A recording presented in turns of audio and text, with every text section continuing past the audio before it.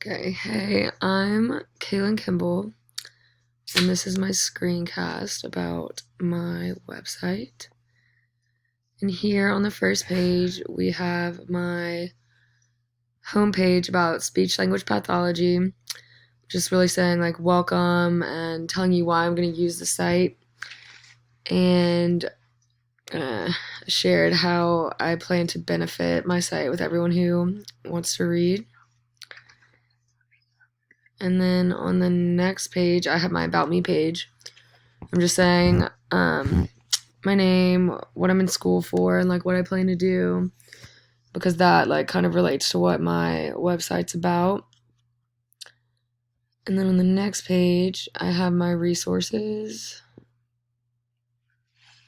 which is all of my Digo links that are annotated, and some of my links that I found were just a couple websites about speech pathology, speech therapy, and then fun exercises and activities, and then about newborn hearing screening, and one last one about SLPs in school and certification requirements that would be helpful for like college students looking to go to graduate school.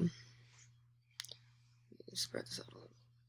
Okay. All right, and then under favorites, I have some of my favorite websites, not just helpful. And then again, I put the one about newborn hearing screening just because I think that's really important and really helpful. And it was a really good site with a lot of good information.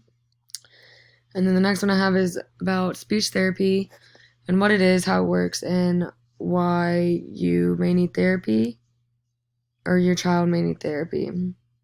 So just that's informational to not just parents, but anyone who thinks they might need help with articulation or anything.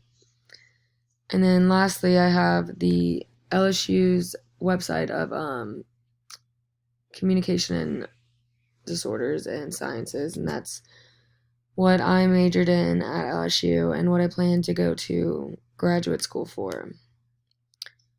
Okay, and then next I have my technology projects.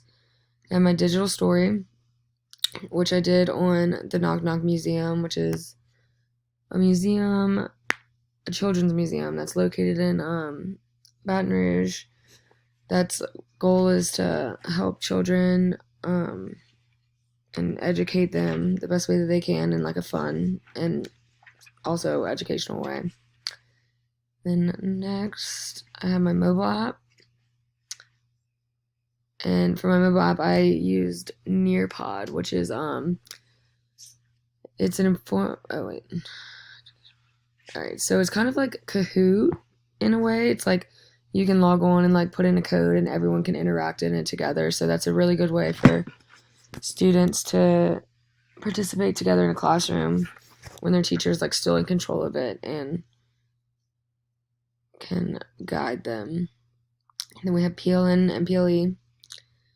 And a PLE is a learning environment which describes the tools, communities, and the services that constitute the individual education platforms that learners use to direct their own learning and pursue educational goals.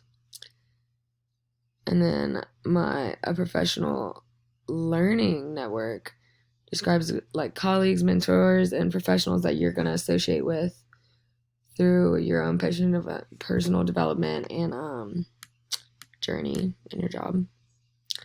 Then for the first PLN or PLE activity, we did the chart where we kind of defined blogs, curation tools, and microblogs, and we gave examples of each, like curation tools like Pinterest and LinkedIn, and some microblogs were Twitter and Facebook, and then I just linked a couple of speech therapy blogs that I found helpful, and I gave reflections on a couple of them.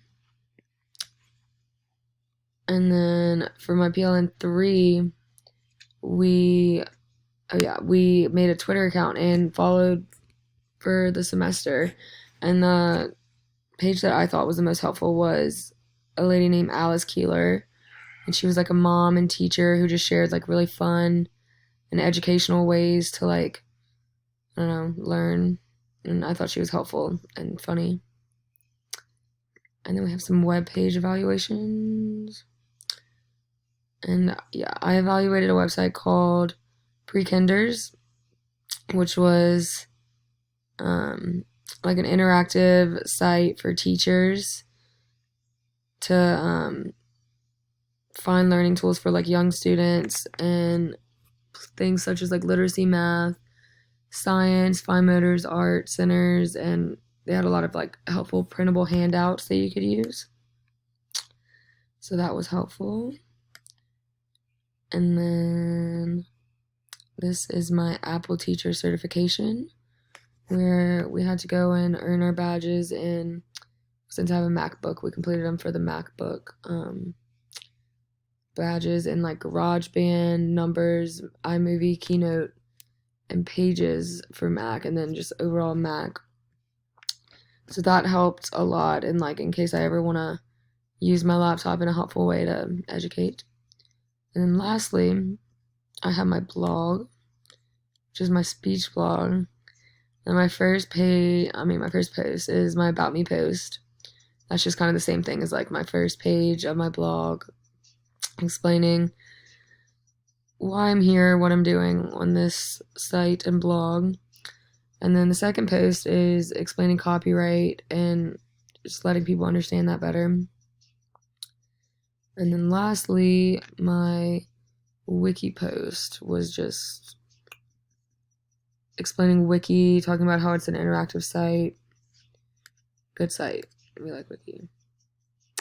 But yeah, I do believe that that's everything. So I thank you for listening.